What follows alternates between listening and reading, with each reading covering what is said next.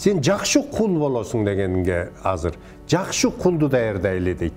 Эркин адамды эмес.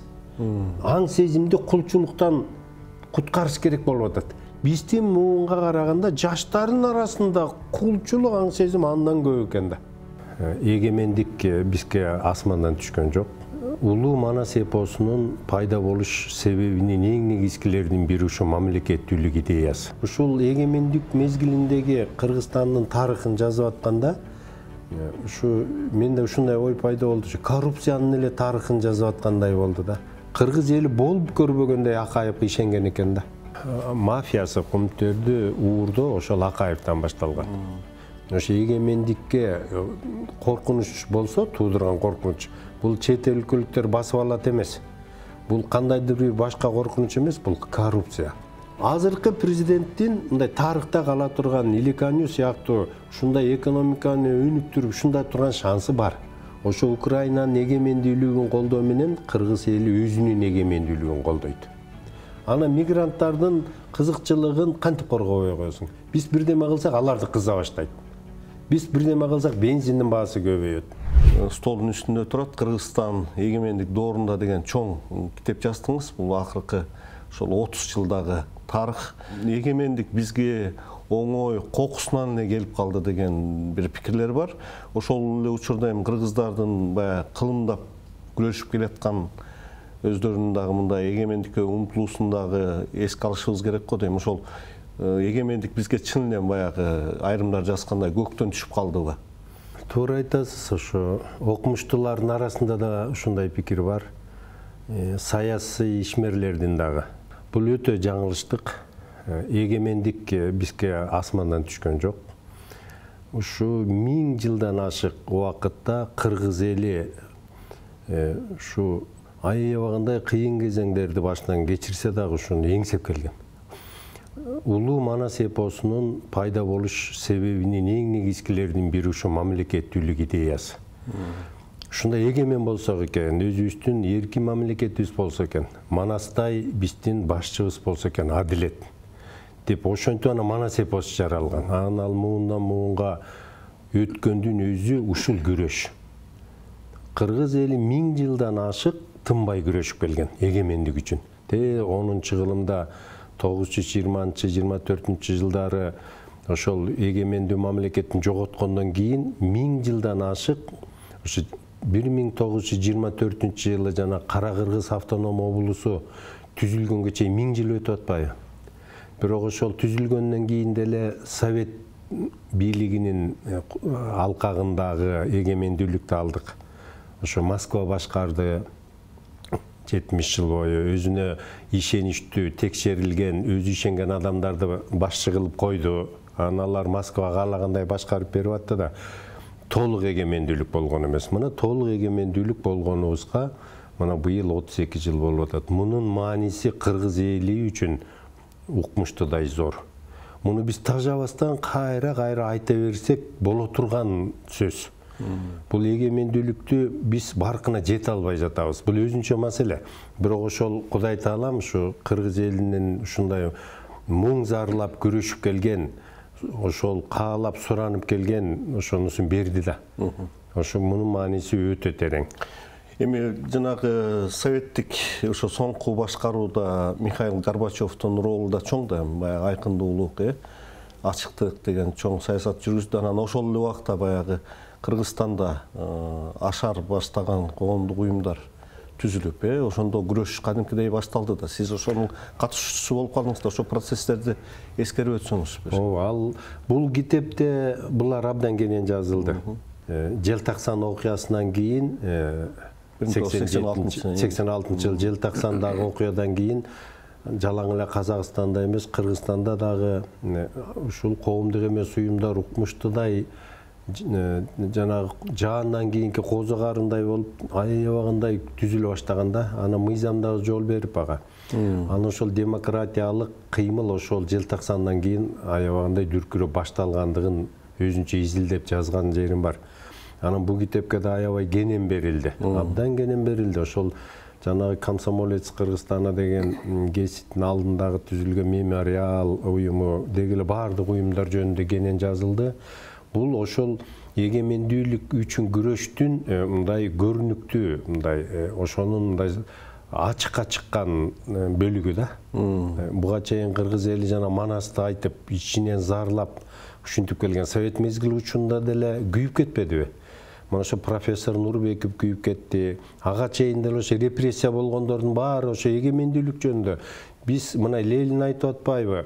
Улут, ар бир улут өзүнчө болуш керек, мындай эркин болуш керек деп айтып атпайбы деп ошого ишенип алып, ошонун сөзүн айтып анан күйүп кетишти да. Бул дагы күрөш. Бул да күрөш. Бул абдан чоң күрөш. Ал эми ачыкка чыккан ошол өзүңүз айткандай, жана 85-жылы Горбачев бийликке келгенден кийин жана маалымдуулук кайра куруу деп ошо аяк эмне менен бүтөөрүн өзү деле жакшы түшүнбөгөн саясатты баштады да. Бирок ошонун жакшы жактары ушул болду, мындай жол ачты.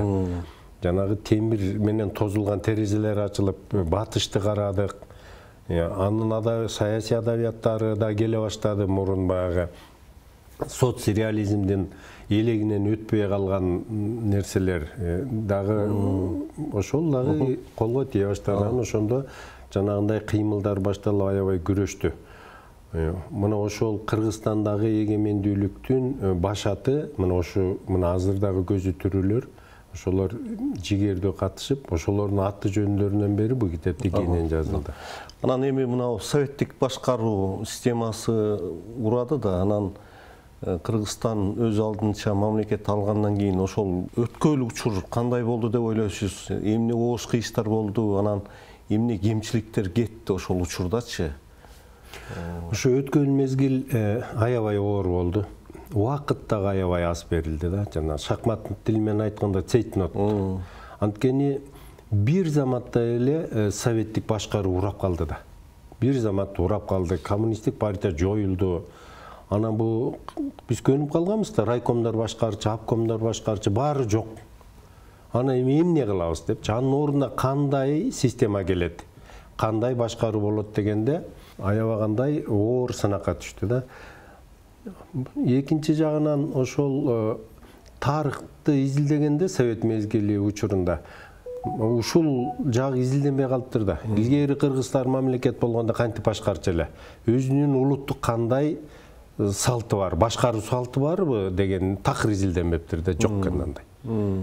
Анан ошондой бир мурунку калып бузулгандан кийин ордуна дагы даяр калып жок болуп калды. Башкаруу системасы жок болуп калды. Анан ошол тез аранын ичинде ошол батыштын үлгүсүндө ошол башкаруу системасын куруш керек болду. Саясий системаны, бүт институттарын куруш керек болду. Бул өтө оор, өтө аянычтуу, анан өтө чагылгандай тездик менен жүргүзүлдү да. Ошол жөнүндө бул китепте абдан кенен жазылды. Ошол өзүбүздүн улуттук тажрыйбабызды дагы параллелин изилдей баштадык. Бизде эмне болгон? Ажо болгонбу, каган болгонбу, кагандыкты эмне кылып башкарган, кандай салык системасы болгон, жазалоо системасы кандай болгон, ушулар параллелин изилдене баштады дагы. И ошол учурда мисал үчүн жанагы Балтика боюндагы республикалар СССР жоюлгандан кийин алар мурун өздөрүндө болгон демократияны калыбына келтиришти. А биз болсо жаңыдан түштүк. Ошол эми демократия жөнүндө айтып калбадыңызбы? Аскар Акаевди ошол чоң демократ адам катары сыпаттап жүрүшөт да. Чындыгында эле ошол учурда биз демократия болду беле, ошо кыргыз кыртышына дегеле демократия ошондо мындай орун алып, өнүп, өсүп кеттиби? Анан ошону өнүп өстүрүүгө чындыгында эле сөздүн түз маанисинде Аскар Акаевдин ниети түз болдубу? Чыныгы демократ деп ошо Аскар Акаевди айта алабызбы? Ошондой система бизде курулду беле? Эми Акаевдин ниети түз болбоптур да. Биз учурунда аны кечирээк билип калдык. Мына баарыбыз эле ошол учурда жашадык. Ниети түз эмес экен да. Акаев бийликке келгенде ушу демократиянын символу катары келди. Муну кыргыз коомчулугу дагы, дүйнөлүк коомчулук дагы демократ катары кабыл алды. Эмне үчүн дегенде, ушу кошуна мамлекеттердин баарында эле мурун баягы партиянын биринчи катчысы, биринчи секретары болуп жүргөндөр эле кайра президент болуп калды да. Анан жаңы келген, башка чөйрөдөн келген ошо Масалиев өтпөй калып, баары ойлогондой Масалиев эле болот деп. Эгерде Масалиев эле президент болуп калганда биздеги процесстер деле кошуна республикалардагыдай болмок. Анын жакшы жактары да болмок, жаман жактары да болмок. Мына жакшы жактарын көрүп атабыз. Мына Ташкентте даже ошо совет мезгилиндеги самолет курган завод деле сакталып калыптыр да. Бизде баары кыйрады. Анан ошондо ушул Акаев мындай демократиянын символу катары келди да. Бирок ошол үмүт тактаган жок. Ал уурдады. Жалаң эле экономиканы эле талкалап, бүт завод фабрикалардын баарын талкалап, токмоктогу жүн иштетүү ишкананы талкалап, баарын сатып ийген аз келгенси бул ошол убактагы кыргыз элинин ишенимин уурдады да. Кыргыз эли болуп көрбөгөндөй Акаевге ишенген экен да. Ошо Акаев аркылуу эми демократияга каалап, биз ушу 1000 жылдан бери эңсеп келгенибиз колубузга тийди. Акаев өзүнүн жанагы айткан сөздөрүндөй кылат. 3 жылдан кийин Кыргызстан Борбордук Азиядагы Швейцария болот деп ошо моминтип колдору моминтип алып эле ушинтсе, ошо Акаев ишенген экен бизде баарыбыз, бизде эле. Анан бирок ал акырындан бийликке келгендин биринчи күнүнөн баштап эле ал ошол уурулук менен, ошол жана ниетинин бузуктугу менен иштептир да. Мен ошол кумтөр боюнча ошол токтолоюн деп атам да. Ошол сиз мындай символ катары айтып жазып атпайсызбы? Ошо кумтөрдүн ошо азыр эми мына кумтөр Кыргызстанга өтпөдүбү? Ооба. Анан бирок ошол Аскар Акаевдин ошол кумтөр долбоорундагы ролуна кандай баа бересиз? Эми бул аябагандай көп сөз. Бул жерде бир чоң бап, алтындан азап деп аталган бап ошо кумтөргө арналды. Ушу Акаев 91-жылы 12 октябрда эл тарабынан биринчи президент болуп шайланды да. Ошонусу деле мыйзамсыз экен. Андагы далилдеп жазылды бул жерде. Ошо 31-августта 91-жылы 31-августта ошо президентти шайлоо жөнүндө мыйзам кабыл алып, ошонун 8-беренесине ылайык ошол эле жерден Акаевдин кандидат талапкерлигин көрсөтүлүп, мыйзам күчүнө кире электе эле, ал кесипке чыга электе эле, ушинтип аябай чоң мыйзамды бузуу жолу менен шайланды. Ошол 96% менен добуш алып, жалгыз алып, альтернативасы жок. Демократтын кылар иши ушубу. Анан ошо 13-октябрдагы жаңы шайлангандан кийинки ошо парламенттин көзөмөлүнөн чыгып, өзүнчө күчтүү президент болгондон кийинки биринчи указы, 13-октябрдагы указы, ошо бир иштейинди Сиябеке Кыргызстандын президенти болуп дайындалсын деп.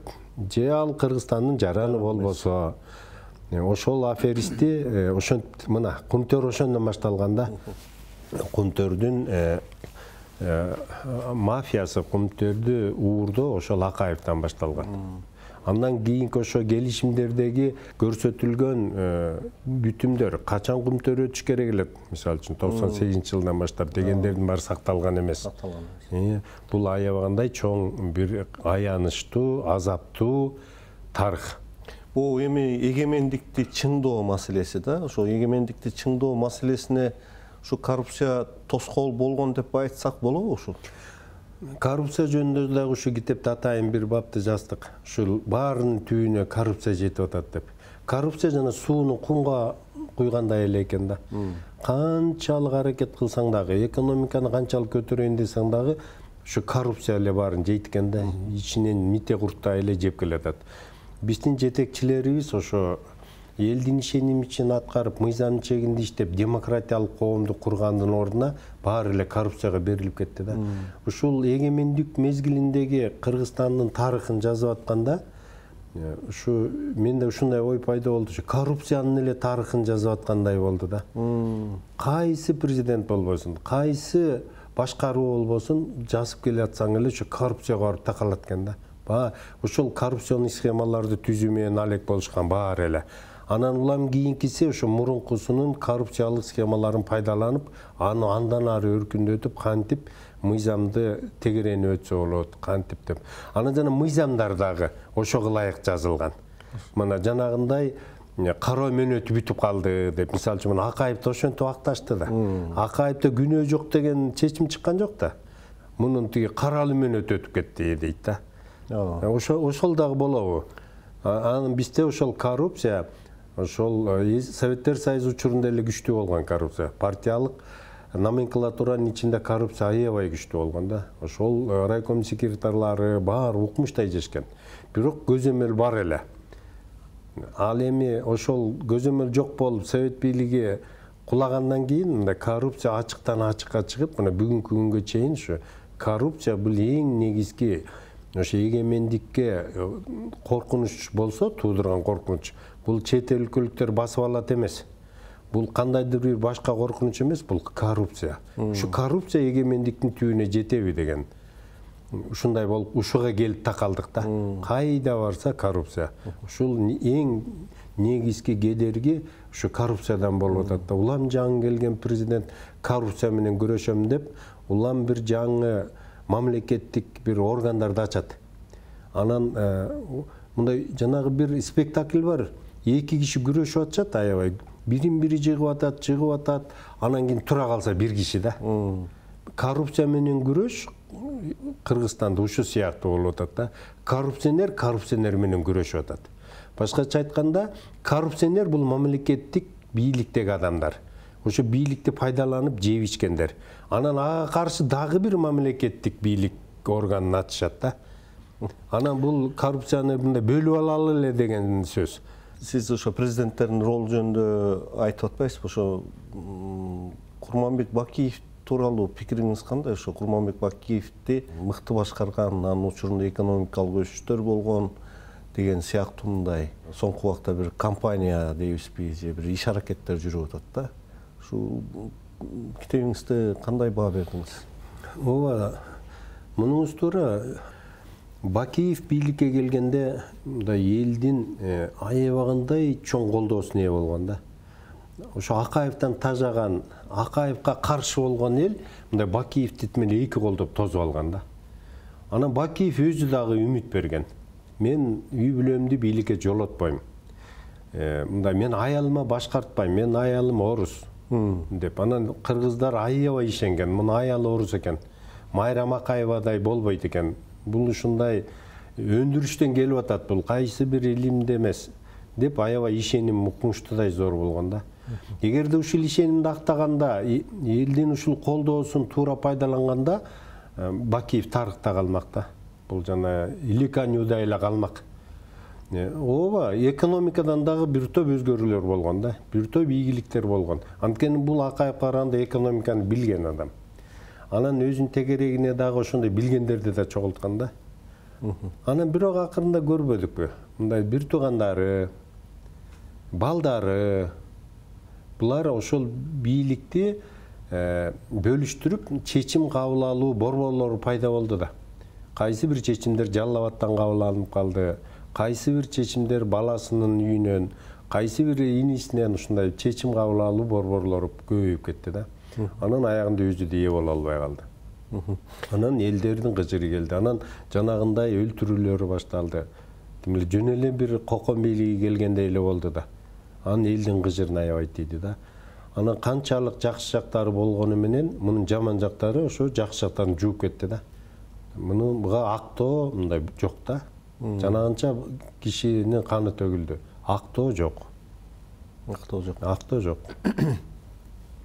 Бул кийинки президенттердин ишмердүүлүгүнө кандай баа бересиз? Андан кийин келген мына убактылуу өкмөт эми кыска убакыт иштеди, бир 4 ай. Андан кийин Роза Исаковна Отунбаева, андан кийин Алмаз Атамбаев, анан Сооронбай Жээнбековдун бийликтерине кандай баа бересиз? Убактылуу өкмөттүн ишмердиги, кыска убакыттагы ишмердиги өзгөчө. Кийин жана Атамбаев убактылуу өкмөт жөнүндө айтып чыккан негативдүү нерселерден кийин бул мындан да терең изилдөөгө муктаж болуп турат да. Убактылуу өкмөттү тарых, мына биз тарыхчылар изилдей турган. Бул жерде мен бергем көп эле. Бирок мындай көбү позитивдүү кеткен да. Негативдүү жактары дагы берилген, мындай пикирлеринин бир жерден чыкпагандыгы, кызыкчылыктардын ар түрдүүлүгү, контролдун жоктугу деген сыяктуу. Бирок жанагындай конкретно ар бир убактылуу өкмөттүн мүчөсүнүн жеп ичкендери жөнүндө бул алдыдагы иш, муну изилдейбиз буюрса. Андан кийин Роза Исаковна бул жалгыз президент болгон да. Ошо мыйзамдуу түрдө өткөрүп берген жалгыз президент ушу болду. Кийин Атамбаев айтып жүрдү, мен да өткөрүп бердим деп, бирок ал мураскордун дайындаганда. Андай болбойт эле да, аны бир өткөрүп берди дегенге мындай жөн эле сөз менен айтып шайлоо өткөргөнү менен ошол май айында 3% колдоосу болгон Соке анан күзүндө 54% менен өтпөдү. Бул мындай ошондон кийин элдердин арасында сөздөр болду. Мен бул китепке да жаздым. Атамбаев шопурун көргөзсө деле өтмөк президенттикке. Темир Жумакадыровду көргөзсө да өтмөк, Исаковду көргөзсө деле өтмөк дегенде, кимди көргөзсө өтмөк. Анткени ошого даярдаган да. Мунун өзү Атамбаевдин башкаруусунун кандай мүнөздө экендигин өзүнөн өзү далилдеп турат. Ошол 10-жылкы конституция бул парламентти күчөтүү, парламенттик республиканы түзүүгө багытталган конституция болгону менен Атамбаев аны карап да койгон жок. Ал конституциянын философиясын Атамбаев же түшүнгөн жок. Эгер түшүнсө дагы аны орой түрдө бурмалады. Министрлерди кабыл алып эле, чечимдерди өзү чыгарып эле, ушинтип мындай күчтүү президент катары алып жүрдү да өзүн. Ошо конституция боюнча айтканда, мына азыркы конституция башка да эми жаңы кабыл алынды. Ошол сиз айтып аткан ошо Алмаз Атамбаевдин тушундагы конституция иш жүзүндө бир кагазда жазылганы менен жумуш жүзүндө такыр башкача башкаруу болуп келген. Эми ошону моюнга алып туруп эле азыр жоопкерчиликти бир адамга жүктөйлү деген нерсе болбоду. Ушул негизи өзүнүн мындай чындыгын таптыбы деген суроо да. Бул чындыгын таптыбы муну убакыт көрсөтөт. Бирок сүткө оосун күйгүзгөн айранды үйлөп ичет деген бар да. Бул президенттик башкаруунун жамандыгынан эмес. Ошол президенттик башкаруу жанагы 2005 жылкы, 2010 жылкы жанагы аксы окуяларынын негизги себеби ушу бийликтин бир адамдын, бир үй бүлөнүн колунда топтолуп калгандыгынан болгон деп жанагынтип сүткө оозу үстү күйгүзүп атпайсызбы? Негизи президенттик башкаруу өзгөчө жаңыдан өнүгүп келаткан мамлекет үчүн абдан ыңгайлуу да. Чечимдер тез кабыл алынат. Эгерде президенттин ниети түз болсо, эгерде президент адилет адам болсо, жанагы Иликанью сыяктуу дейли мисалы. Ушундай адилет адам болсо, анда президенттик башкаруу ага көп мүмкүнчүлүктөрдү берет. Ал эми парламенттик башкаруу бул чечимдер создугат.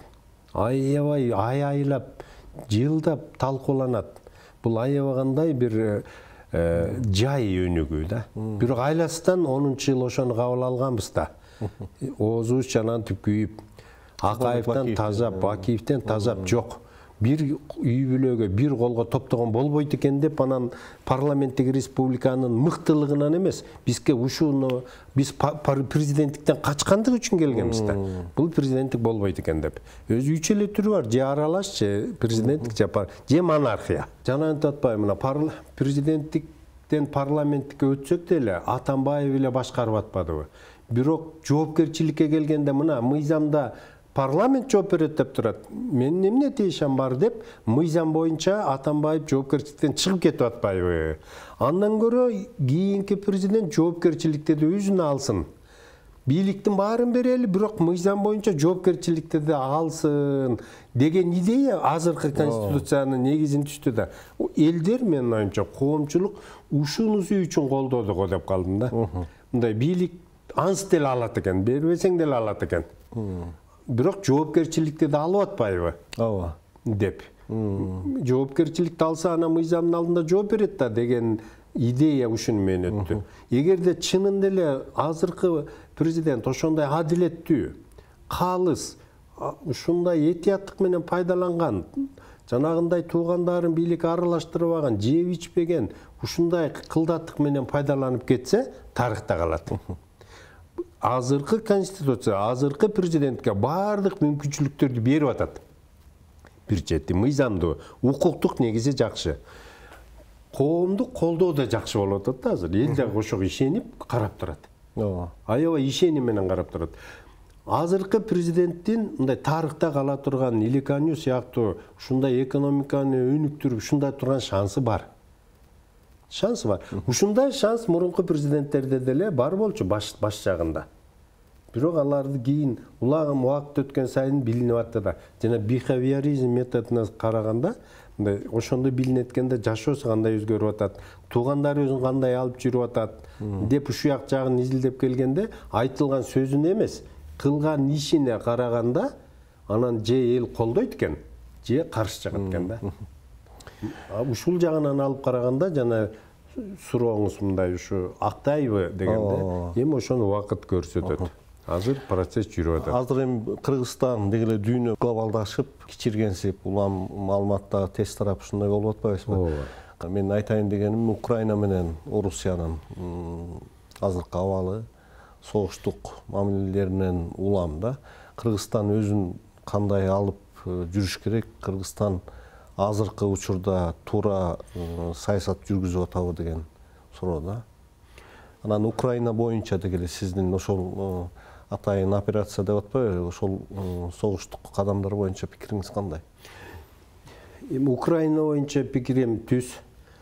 Эми мындай мен жөн эле мындай жаранмын да. Мамлекеттик саясаттын мындай ал айтпайм да. Мен Украина эли менен ушу менин пикиримде аябай көп Кыргызстандын көпчүлүк, басымдуу көпчүлүк коомчулук ушу Украинанын элин колдойт, эгемендүүлүктү колдойт. Ошо Украинанын эгемендүүлүгүн колдоо менен кыргыз эли өзүнүн эгемендүүлүгүн колдойт. Украинаны коргоп, Украинага жан тартуу менен бул кыргыз эли өзүн коргойт.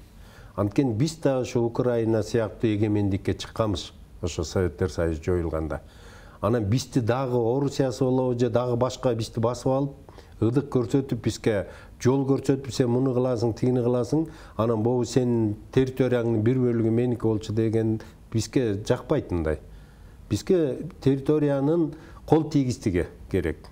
Мындай мен жеке пикиримде Украинаны биз эки колдоп колдойбуз. Башка маселе, биздин мамлекет ачык колдой албады. Ачыктан ачык, анын дагы көп себеби болуп атат да. Биздин мамлекет өзүнүн тышкы саясатында Россиядан көп көз каранды болуп калды да. Ички саясатында деле, мына биздин экономикабыз, мына заправкаларды карагылачы Бишкекте, баары ошо Россияныкы. Газды $1 сатып ийдик, ал да Россияныкы. Мында биздин негизги экономикадагы негизги мындай кнопкалар ошо Москвага тиешелүү болуп калды да.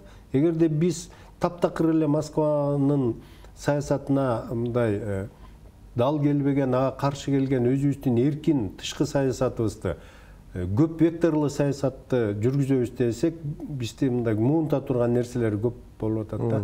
Биз ушуга өзүбүз ушул мигранттар капканга ошо өз түштүк. Мигранттар мына бүт ошо Россияда жүрөт. Ана мигранттардын кызыкчылыгын кантип коргобой коесуң? Биз бирдеме кылсак, аларды кыза баштайт.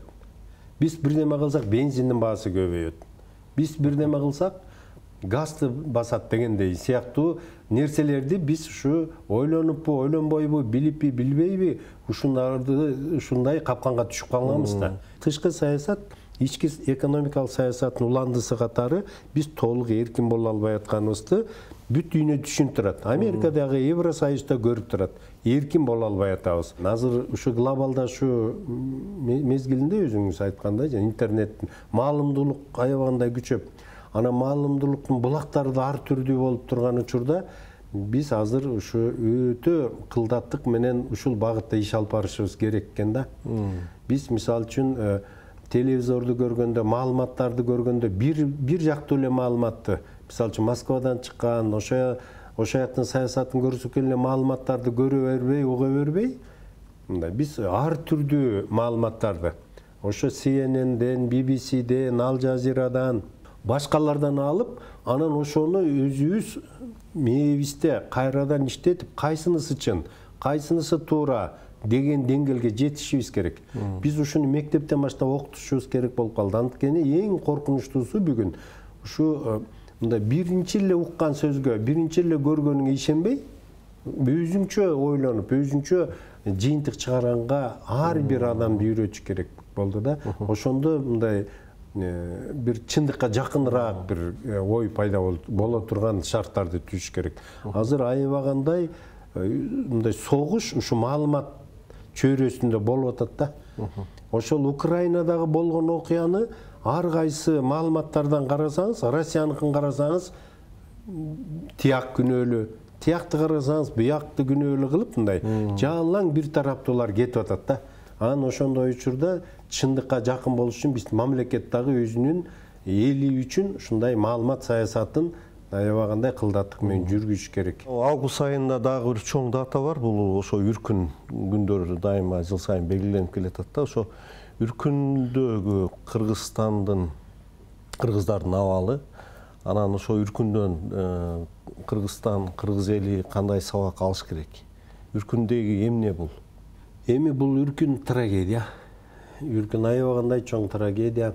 Бул эбегейсиз мындай бир адилетсиздик трагедия болду. Кичинекей бир 300 миңге жетпеген калкы бар эл ушундай эң чоң ошол мезгилдеги аябагандай куралданган дүйнөлүк согушту жүргүзүп аткан мамлекет менен каршыга туруп калды да. Канча эл кырылды. Бул аябагандай трагедия. Муну эми жанагы геноцид дегенге жакын эле болду да. Эми толук мындай жакаңды муумагандай кармап кыргыз экениңди ата бабаларыңан айрылганды ушинтип эстесең мындай геноцид деп айтасың да. Бул геноцид болгон да, кубалап жүрүп өлтүргөн. Муну тиги мына азыр Украинада бир жарандык адам өлүп калса айтышат да. 2 адам өлдү же 1 өлдү, 3 жарадар болду деп аялдарды, чалдарды, балдарды артынан кубалап барып өлтүргөн да. Кубалап жүрүп өлтүргөн да. Жолдосо эмнеге үркөт эле? Мына ошол августта 8-августта башталды Кочкордон жанагынтип басып алышып кан көтөрүп канатты. Анан бирок анын негизгиси бул анда да коррупция болгон, анда да нааразычылык болгон. Негизи мындай баягы шиши толуп калган да. Элдин кыжыры келип ошо орус бийлигине, падышачылык бийликке алар жеп ичип, жердин баарын бөлүп алышып, эми жайлоодон кышында көчүп келгендеги кыштоодон оттогондук үчүн от май сурап калган мезгилге жеткен да. Салык. Эми сен жайдырбай, анткени сенин кыштооңду дагы бир украин же болсо бир орус, ошол переселенцтер, ошолор оформить этип алган өзүнө документально. Анан бул менин жерим деп анан ушинтип кыжырын келтирген да. Анын себептери аябай көп. Муну аябай изилдешибиз керек. Мына 100 жылдыгын өткөргөндө мындай кичине бир аябагандай бир мындай толкундануу менен өткөрдүк элек. Бирок андан кийин улам солгундап, жанагы тышкы саясаттын рамкасына кирип калды да бу дагы. Ошондор бул өтө чоң трагедия. Эми бул жөнүндө эң терең, эң аянычтуу сөздөрдү айткан биздин Дооронбек Садырбаев. Ошо фильмди да тарткан, укмуштуудай сөздөр менен. Ал геноцид деп айтчу да. Анан биз азыр ошо өзүңүз айткандай мигранттардын кызыкчылыгын коргоп, келечекти ойлоп, эртеңки күндү ойлоп, анан ушинтип анан биз андай сөздү айта албай атабыз да биздин саясатта. Саясатта. Бирок биз жаран катары өзүбүздүн оюбузду айтабыз, бирок саясатка келгенде андай сөз жок. Мисалы үчүн азыр Африканын 60-61 жылдары эгемендикке чыккан элдери азыр талап кылып атпайбы Европадан, Франциядан кечирим сурагыла бизден депчи. Биздин байлыкты тоногонсуңар, элди өлтүргөнсүңөр депчи. Аларды деле геноцид деп айтканга болбойт, бирок трагедия болгондо. Аларды да трагедия болгон, баарын кырган. Анан ошолор азыр ошол компенсация төлөгүлө деп атат. Анан еще кечирим сурагыла саясий жагынан деп. Бизде андай жок. Ушунун кайдан алгандачы мына бул десоветизация деп коелучу, ошо багытта жумуштар жүрүш керекпи, кандай жумуштар жүрүш керек? Мамлекет эми макул эми ошондой абалда болуп аттыр бийлигибиз. Коомчулук, эл өзү эмне кылыш керек деген ойдосуз? Анан билим берүү тармагындабы, тарыхка кайра кайрылуу маселесиндеби, басма сөздөбү ушул кандай көтөрүлүш керек, кандай жумуштар жүрүш керек деген ойдосуз? Кубат мырза, эң негизги, эң башкы жумуш ушул. Советтер Союзу жок, коммунисттерден кутулдук деген менен ошол 70 жылдан ашык мезгилдеги аң сезим биздин мээбизде кирип калган экен да. Айтматовдун сөзү менен айтканда, манкүрт ар бирибиздин башыбызда отурат да. десоветизация, декоммунизация деген коммунисттерге каршы деген бул аң сезим үчүн күрөш деген сөз да. Бизди эмне кылган? Бул Маңкурт ким? Маңкурт Айтматовдун учурундагы Маңкурт бул колго түшүп калган. Душманга колго түшүп калгандын жанагынтип башына терисин жаап, эсин жоготуп атат. Эс жок. Акыл бар. Ал төөнү мыкты кайтарат, семиз кайтарат, жоготпойт. Бирок эс жок. Тарых жок. Ата-энесин билбейт. Эмне болгонун, кайдан келгенин билбейт. Совет мезгилинде бизди ушинтип койду да. Тарыхыңды билбейсиң. Мында эсибиз жок. Жанагы десоветизация деген бул эс тутум жөнүндөгү күрөш. Бизде мындай машинең бар, малың бар, үйүң бар. Бирок аң сезимиң кулчулук. Сен дагы эле күтүп отурасың. Ким мага эмне деп айтат? Ким башкарат? Бирөө келип жол көрсөтөбү деп мындай муну жазы. Биз ушундай кылган да. Бригадир башкарчу, коммунист партиянын планы элдин планы деп. Эли ойлонбой деле койсо болот. Биз ойлонбой калган экенбиз да. Зима не будет деген бул ошол бүгүнкү биздин тиги аң сезимибиз ушу зима не будет болуп атат. Зима будет. Зима будет. Даярданыш керек ага. Деген ушул күрөш мектептен башталыш, садиктен башталыш керек. Эс тутумду атаң ким эле? Апаң ким эле? Деп ушуну Жоламан, Дөнөнбай деген ким эле деп Айтматов сайрап жүрүп өтүп кетти да. Бүгүнкү жоламандар, добровольный жоламандар болуп атпайбы? Алында болсо жанагынтип атайын эсин жоготуп атат. Бүгүн мектептен Манасты окубайсың. Азыр университеттердеги Манасты жоюп атпайбы? Эмне кереги бар дейт Манастын? Эстин кереги жок да. Биз тиги робот, компьютерди билсек болду да дейт. Манастын эмне кереги бар дейт. Тарыхты кийирбеди беле жогорку окуу жайларына кыскартып атат. Мындай шарт иштейм да. Эмне кереги бар дейт. Ушу тарых биздин сааттарды алып коюп атат. Анын ордуна биз адис даярдашыбыз керек. Тарых деген эс тутум да. Сен жакшы кул болосуң дегенге азыр жакшы кулду даярдайлы дейт. Эркин адамды эмес. Эркин адамды даярдаш ошол бала бакчадан баштап, мектептен баштап, тарыхты үйрөтүш керек, кыргызга Манасты үйрөтүш керек. Манас бизге эгемендүүлүктү алып келди да. Ушу Манас эпосу алып келди. Манас эпосу аркылуу кыргыз эли 1000 жыл зарлап күрөшүп, Манастын өзү күрөш. 1000 жыл кыргыз эли тоонун арасында жүрүп, эңсеп келди. Адилет Манас качан келесиң? Качан бизди бириктиресиң? Качан биз эгемендүү мамлекет болобуз деп эңсеп келди да. Анан ошо жеткенден кийин эгемендүүлүккө Манастын кереги жок дейт. Ушуну чыңдаш керек да. Биз эгемендүүлүктү алдык, бирок чыңдаган жокпуз да. Биз көз каранды эмес деген статусту алган менен көз карандысыз боло элекпиз да. Экономикалык жактан, саясий жактан чыныгы эркиндикке, чыныгы көз карандысыздыкка жетиш үчүн күрөш керек. Ошол күрөш жалаң эле материалдык эмес, жалаң эле экономикалык эмес, аң сезимди. Аң сезимди кулчулуктан куткарыш керек болуп атат. Биздин душман кулчулук бул биздин мээбизде отурат. Айдамалык. Атасы айтмайын, баласы жазабайт. Атасы дагы бирөөдөн күтүп отуратындай, качан бизди бийлик келип жумуш берет дейт. Бизге качан бийлик келип бизди багат, же болбосо жол көрсөтөт. СССРди коммунисттерди эстеп атат да, бул коммунисттер кулчулук мамлекетти курган да. Бул деген аң сезимге үстөмдүк кылган, жалаң эле материалдыкка эмес. Ойлонууга үстөмдүк кылган да. Марксисттик чекте ойлоносуң. Ошо Советтер Союзун көрүп калган адамдар менен эле кошо кетпей жатабы ошондо, э? Ошо мен да ошентип ойлочумун да. Ушу биздин муун өткөндөн кийин силер жыргайсыңар. Жаштар, Советтер Союзун көргөн жок. Көргөн жоксуңар да. Эгемендиктин балдары деген. Силер Маңкурт эмессиңер да. Деп ушинтип мен студенттер лекция окуганда да ушинтип айтчумун. Силерге тоскоолдук кылып аткан бул биздин муун. Бул биз өзгөрө албайт экенбиз. Биз кул болуп калыптырбыз. Бизге мындай кул ээлечүү керек. Бизге башкарма керек экен. Силер эркин ойлогон адамсыңар. Силер өзүңөр чечим кабыл аласыңар. Силер өзүңөр ушинтесиңер. Жоопкерчиликтүү чечим алып, ошо чечимиңерге жооп бересиңер деп айтчумун. Аябай терең жаңылыптырмын да. Оказывается, көрсө бул кулчулук кетпейт экен да, өзүнөн өзү кетпейт экен. Азыр биздин муунга караганда жаштардын арасында кулчулук аң сезим андан көп экен да. айдама.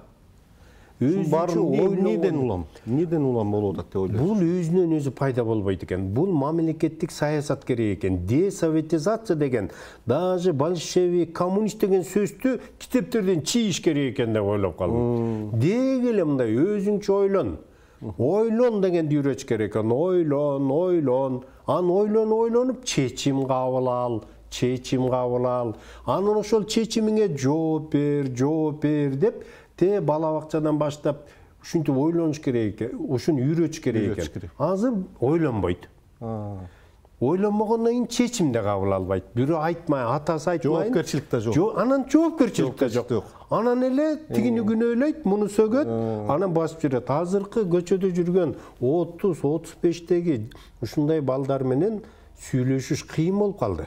Арасында бар жанагынтип ойлонуп, чечим кабыл алып, чыныгы эркиндикке жеткендер бар, көбөйүп баратат. Ушул биздин ошого карманышыбыз керек. Бирок дагы көпчүлүк биякта жатат. Эчтеке менен иш жок. Айдама. Мен ошо аягында ошону айтайын деп атам. Ошо 31 августта эгемендик алганыбызга 38 жыл толуп атат. Ошол эмнеге көңүл бөлүш керек? Бир эки ооз сөз менен айтсаңыз анан маекти жыйынтыктайлы.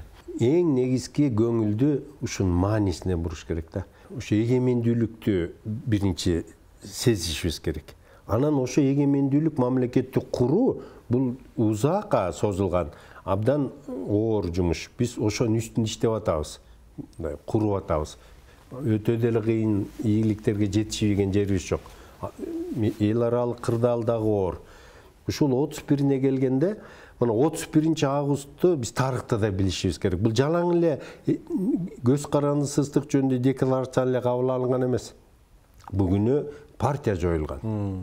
Эс тутум, тарыхты билишибиз керек. Анын туура жыйынтыктарды чыгарышыбыз керек да. Анан эле тарыхты окубай, изилдебей эле, аны тиги бирди айтса ошону ээрчип, бул бирди айтса. Мисалы үчүн ошо Акаевге окшогондор өздөрүн акташ үчүн укмуштуудай легенда, жомокторду ойлоп чыгарып атпайбы? Анан элдин бир бөлүгү ошого ишенип атпайбы? Өзүңүз айткан жана десоветизация дегенде ошого биз келишибиз керек.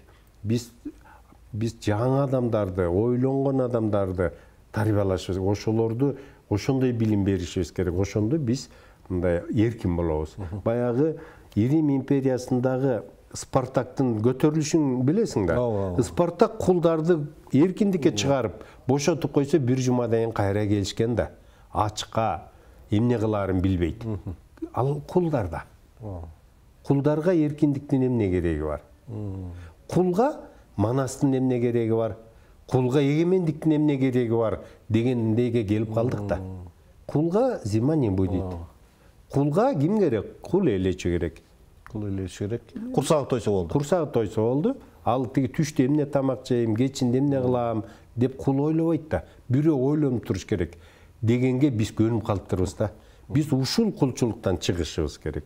Мына эгемендүүлүктүн 31 августтун негизги мааниси биз чыныгы эркин адам болушубуз керек. Биз чыныгы эркин мамлекет болушубуз керек. Өзү ойлонгон, өзү чечим кабыл алган, анан ошо чечим үчүн өзү жооп берген адамдардын коомун курушубуз керек. Мына 31 августтун мааниси ушунда. Бул жөн эле майрам эмес.